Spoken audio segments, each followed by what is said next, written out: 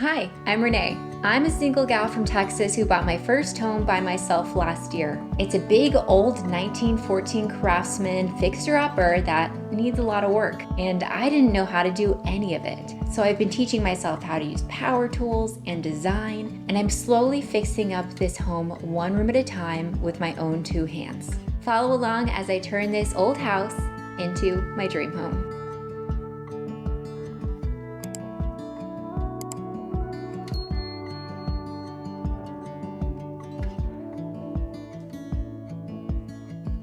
Today I'm going to work on restoring this antique dresser. I am so excited. I found it on Marketplace from a reseller, and she clearly made a couple updates to it, especially the handles I can tell are not original.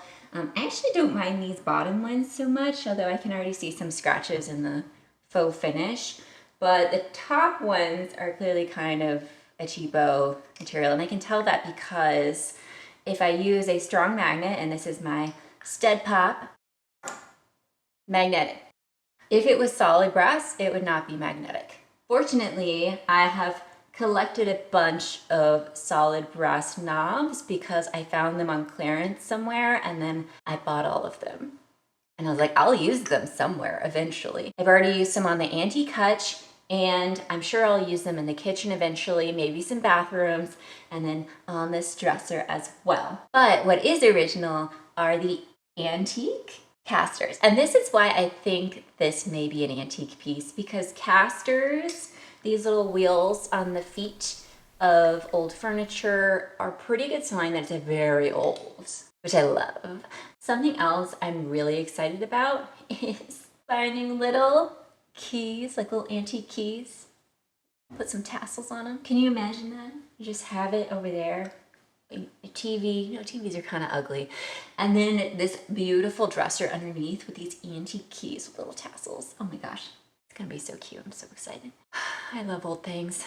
Let's get this outside, and then I will almost definitely sand the top because it's got a lot of issues. Restain it, get it to match the rest, and then I'll use Restore Finish on the base to get it back to its original color and luster and hide any scratches and dings that have happened in its long storied lifetime.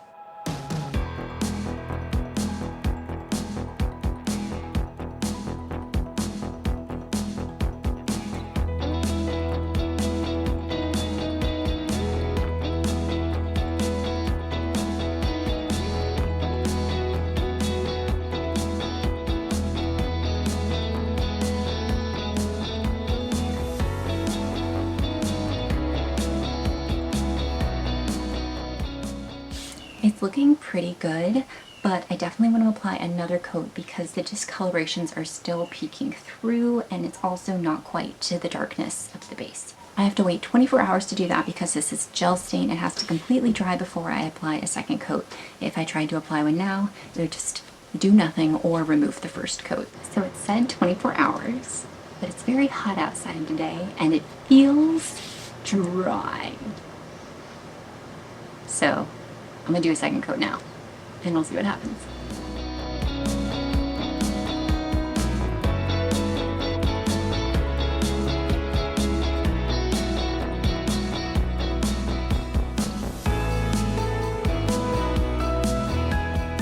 Wow, that did it. It's so nice now. You can barely see the watermark, and I think it matches the base really well. So I'm gonna stop here and let the stain dry, and then tomorrow, for real this time, I'll come back and seal the top. It's a new day. We're gonna seal this dresser. The messy part's done now, so you can do it inside, it's fine. And this stuff isn't very stinky at all. I like to use an oil modified water-based polyurethane, and what that means, it's water-based, so it's easy to clean up, but it's oil modified, so it has higher durability, it has the performance of an oil-based poly, and it has a slight warmness to it, so if you don't like that, just go for a plain water-based poly. But I think for antiques, it's the right look. Like, they are a little more warm. Just looks so good. I'm gonna let this dry, and then I'll come back with a little sanding pad that's very high grain, so it's gonna be very light, and just do a quick sand with the grain, microfiber that dust off, and then I'll do a second coat at least, and then we'll see if we stop there or continue on. If you do more than 2, it just continues to get glossier because this is satin. Sometimes I just like to stop at 2 because I don't want it to be like so glossy compared to the original finish on the sides.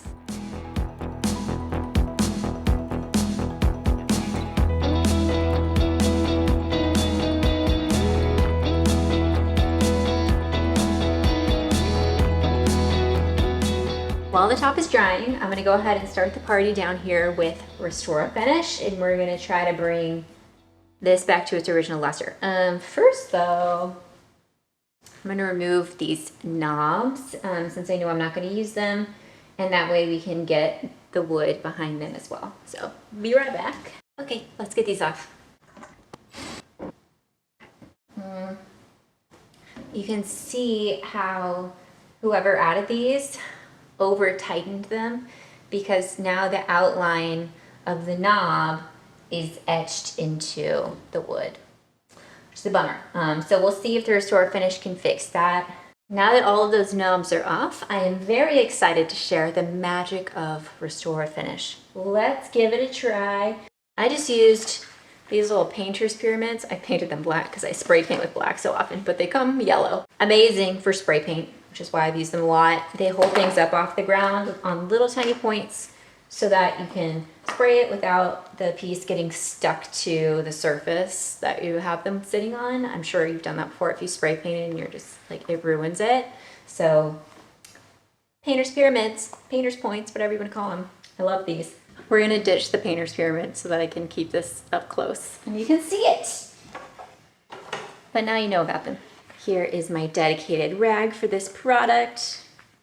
I reuse it over and over. I don't know if you're supposed to do that, but I do it and it works for me. All right, here we go. This beautiful baby. Let's see if these marks left by the knobs will come out. Just gorgeous, just gorgeous. Oh, yes, they did. I mean, pretty well. Not perfect. That's pretty dang good. But look at that. That gorgeous original luster. Oh, I have to stop using that word. I use it so often, but I do love it. And it matches the top so well. And the whole piece is gonna look like this once I give it the special finishing touch. Just a delight. Okay, we're gonna do a little science experiment and I'm gonna show you how I age brass. First, let me show you the difference between these knobs that came on the dresser. They're just not cute. Look at them. I mean, they're fine. They're fine, but they're not solid brass. And they have like a very yellowish and kind of almost like a crinkly finish on top. And then these are solid brass. They're heavy, they're beautiful. I love everything about them. Beef, please get your tail out of this shot. Please. Okay. Now that we have our beautiful solid brass knobs, I'm gonna show you how I age them. We're gonna use this stuff called, it's called brass Ager, and it's various acids and things that you don't wanna touch. So, I've got my gloves again, and I'll show you just how fast this is. So, I'll put the Ager in here. This is just clean water. It's like weirdly expensive for this being a liquid, but when I'm done with it, I just use a funnel and put it back in. And so I've only lost like this much liquid. So as long as you save it, it's not so bad. Okay, I don't want this touching me. Don't try to drink this, beef. Don't try to do it. Submerge. 1, 2, 3, 4, 5. Pull it out and put it in the water. Am I insane? Did that not do anything? Oh no, I forgot. Rain check. I forgot that while these are solid brass, they're not unlacquered. How I remove lacquer from brass is I lightly boil it for like 15 minutes in water with a lot of baking soda. And then the lacquer will just kind of peel off. You'll be able to see the film come off. And then use some steel wool to make sure all the bits are off, and then you'll be able to age it. So we'll be back. Okay, we're back. I think I got all the film off, so we will soon see, because if any of the film is still on the knobs, they won't age. So there will be little spots of shiny brass. 1, 2, 3, 4, 5. You see that? Okay, let me compare one that's aged with one that's not. Beautiful, isn't it? I just love that darker, richer color.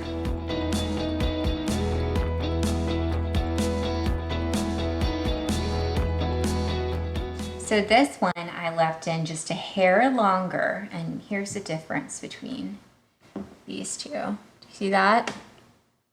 This almost looks like copper now. I'll show you after I do this last one how you can remove some of the patina if you want to redo it, or if you just want to remove strategically certain parts. So you can use chemicals to remove patina like Brasso or Barkeeper's Friend, but you can also use steel wool. So I'm just going to use the steel wool that I originally used to remove the lacquer. I'll show you how easy this is to bring back. There we go. Went from looking like copper to shiny brass. So here it is compared to one of the ones we just aged. This time I'm just going to dip it in real fast. Let's see. Like, that's pretty good, I think. They match? I think so. Okay, cool. This one kind of turned pink. Okay, so if you can buy unlacquered brass and then age it, that is preferable, because when you have to do the boiling and baking soda method, it can sometimes, when you then go to age it, result in some color strangeness, which happened when I did the push plates in the dining room. And you may love that. You may be like, I definitely want all those color variations in there. But if you're going for just a plain old aged brass look, and you don't want any pink tones or anything coming through, it's definitely preferable to go with an unlacquered brass. Done. What you could do now, if you're like, I want this patina forever, I want to lock this in, you can go and spray them with a spray paint enamel. But if you're like me and you're like, I just wanted to accelerate the patina and then I want them to patina naturally over time as people touch them, I'm going to leave it unenameled, unlacquered, unsealed, and it will just continue to get darker and more interesting over time. And then if I ever get tired of that, I can always take some steel wool to it or some Brasso and bring it back to its original shininess, and I can start the process all over again. That is the magic of unlacquered brass, and it's why I love it so much. Next up, I'm going to take some gel stained the little circles that the knobs left. Here you can see this one did not take to the Restore Finish very well at all. So we're just gonna fill in the little ring that's working, and then I'll do the next one.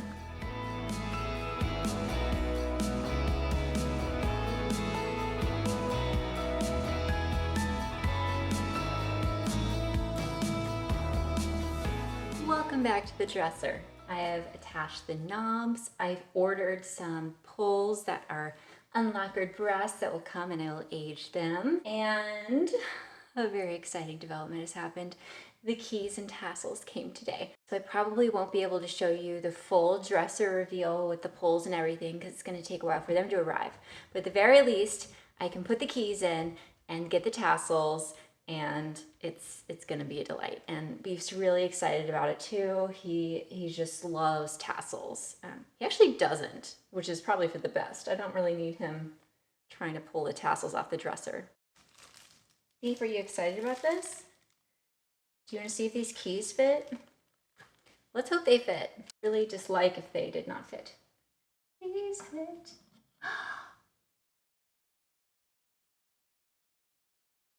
They're perfect. Okay, I think they'll all fit. They all fit. Okay, that's great. These came in an antique brass finish. It's quite dark. It really looks a lot more like rubbed bronze or something. So I'm gonna give them my special rub and buff treatment. This is my favorite shade of rub and buff. It's called European Gold, and I think it gives a really nice neutral look. I know there are some people who like to use like I think there's one called Grecian Gold. It's very yellowy orangey, and if you're really into that look, then that's going to be great for you. I think European Gold looks a lot more authentically like an aged brass, which is obviously what I go for. So I just have this piece of cardboard that I continue to put my rub and buff on, and then I use a foundation brush to rub it on things. Sometimes I'll also use my finger if it's a large surface and I want to get like a really thick coating on there. Then you have to scrub your finger off because it will stick to your finger too. And my rub and buff right there. You need a lot less than you think you do. Well, at least you start, and then you can decide how much you want. But I only have 3 small keys to do. Let's turn this key into a shinier patinaed key.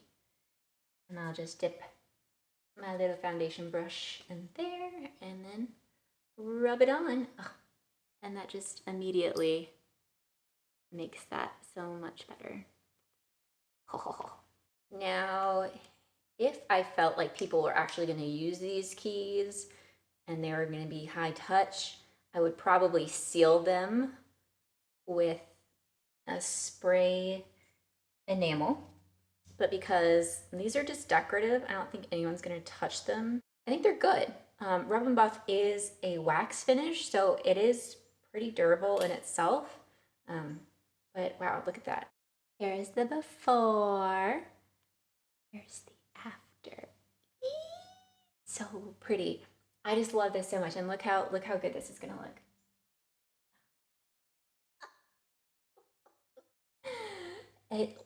It just matches so well with the real solid brass patinaed hardware. I love them so much. That was so easy and it looks so good. Next we'll try tassels and see which one we like better. So I'm gonna try the black first. Oh, I love that. Can you see it? It's so cute.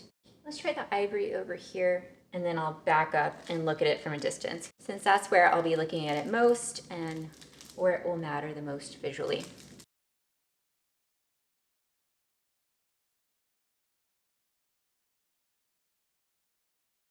Okay, that was super helpful to back up and look at it from afar, because up close, I actually prefer the ivory. I just think that looks nicer with this wood tone and the brass, etc.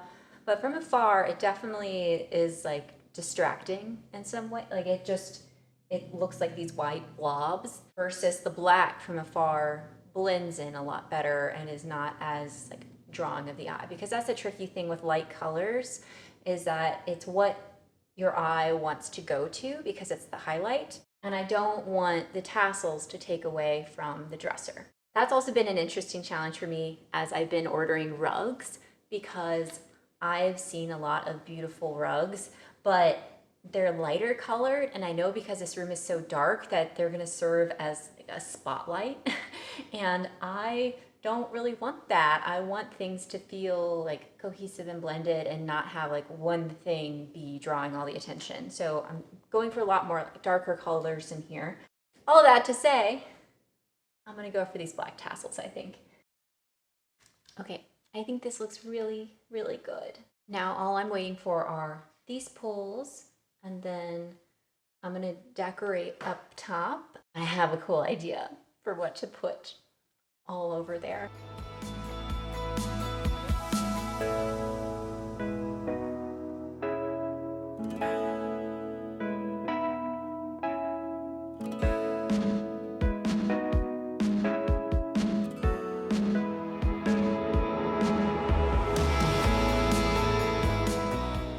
I first set out to make this episode, I thought that I would be sharing multiple restoration projects in one. But as I was working on this dresser, I realized there are just so many little steps that, especially if you're new with furniture restoration, it would be really hard to know. Like, how do you know how to remove lacquer from brass knobs and age them? This is all stuff I've had to learn over time myself and struggle through. So I wanted to be able to share every single step with you and show you how I do it. So I really hope this was helpful and interesting. I'm pretty sure episodes going forward, I'll have multiple projects per episode rather than it just being focused on one piece. But who knows? If it's long and complicated, I may share it, especially if y'all think it's helpful. So I'd love to know if you can leave in the comments just, did you like this format? What would you like to see more of, less of? Let me know. And if you haven't already, please consider subscribing and turning on notifications, and that way you'll get updated every time I post a new episode. Thank you for being here, and I'll see you next time.